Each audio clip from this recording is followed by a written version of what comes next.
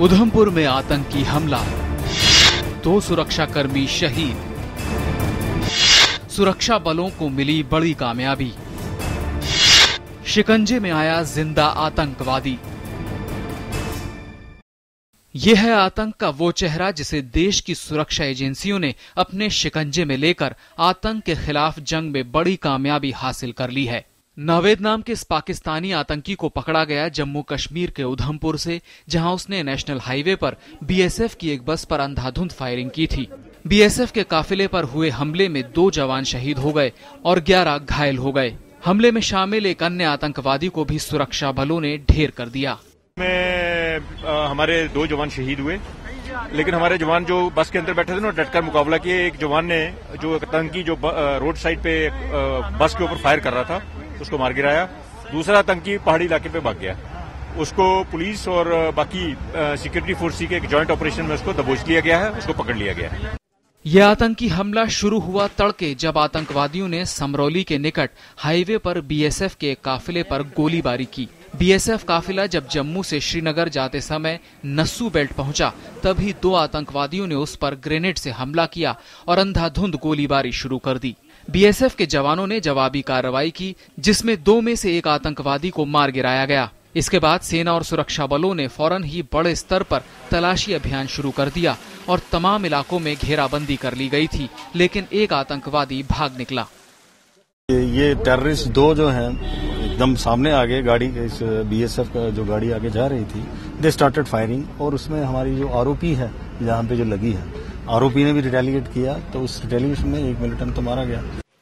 इस आतंकी ने नेशनल हाईवे से ऊपर गांव का रुख किया और रास्ते में मिले 5 लड़कों से सुरक्षित रास्ता दिखाने को कहा। उन्हें बंदूक के जोर पर धमकाया और बाद में एक स्कूल में 3 लोगों को बंधक बना लिया।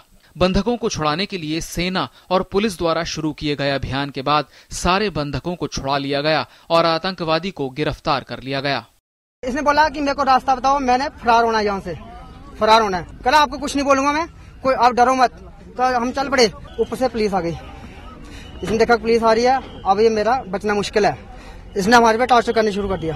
उठ ही रहा था सर, बैठे थे तो नीचे सर आवाजें आ रही थी कहीं से। घर वाले बोल रहे थे कि कहीं फायरिंग हो रही है, पता नहीं क्या हो रहा है। मैं उठा बाहर देखने के लिए जा ही रहा था तो नीचे से आ गया सर। इसने सर इनको भी पकड़ के लाया सर, 1-2 और था सर किडनैप की आवाज। हाईवे पर हमला सुरक्षा बलों के लिए चिंता की बात है, क्योंकि अमरनाथ जाने वाले तीर्थयात्री अक्सर इसी रास्ते से होकर जाते हैं। हालांकि गृह मंत्रालय ने अमरनाथ यात्रा से इसका संबंध होने से साफ इनकार किया है। अमरनाथ यात्री का थोड़ी देर पहले बस गुजरा था और लगातार नहीं उसको उसके साथ जोड़कर मत देखिए। उधमपुर में आतंकी को जिंदा पकड़ना सुरक्षा बलों के लिए बड़ी कामयाबी है।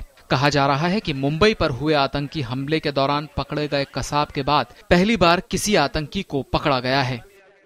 कसाब को मुंबई में 26/11 के आतंकी हमले के बाद पकड़ा गया था और उससे भारत को दुनिया में ये बताने में कामयाबी मिली थी कि पाकिस्तान ने ही इस हमले को अंजाम दिया। सरकार और तमाम राजनीतिक दलों ने सुरक्षा बलों की इस कामयाबी पर उनकी सराहना की है और पाकिस्तान पर हमला बोला है। आज जो सुरक्षा बलों ने उधमपुर में साहसिक काम किया है, इसके लिए उनका हम अभिनंदन करना चाहते हैं। उन्होंने बहादुरी दिखाते हुए एक पाकिस्तानी को भी पकड़ा है। मैं सिक्योरिटी फोर्सेस को बहुत बहुत बधाई देता हूं कि उन्होंने एक मिलिटेंट को मार गिराया भी और दूसरे को जिंदा पकड़ा। और जिंदा पकड़ना एक सिक्योरिटी फोर्सेस के लिए बहुत बड़ी कामयाबी है। ऐसे कठोर कदम उठाइए जिससे पाकिस्तान के मन में हिंदुस्तान के बारे में डर पैदा हो। कुछ भी इस प्रकार से आतंकवादी भेजने से पहले 100 बार सोचो उसका परिणाम क्या होगा। तो अब ये करने की जरूरत है। जाहिर है हमले से पाकिस्तान का चेहरा एक बार फिर बेनकाब हो गया है। कुछ जानकारों का ये भी मानना है कि भारत पाक वार्ता को पटरी से उतारने के लिए हमला किया गया। जो भी हो, लेकिन बातचीत से पहले पाक को ऐसी वारदातों पर रोक लगानी होगी। संजीत खजूरिया के साथ news night desk, DD news.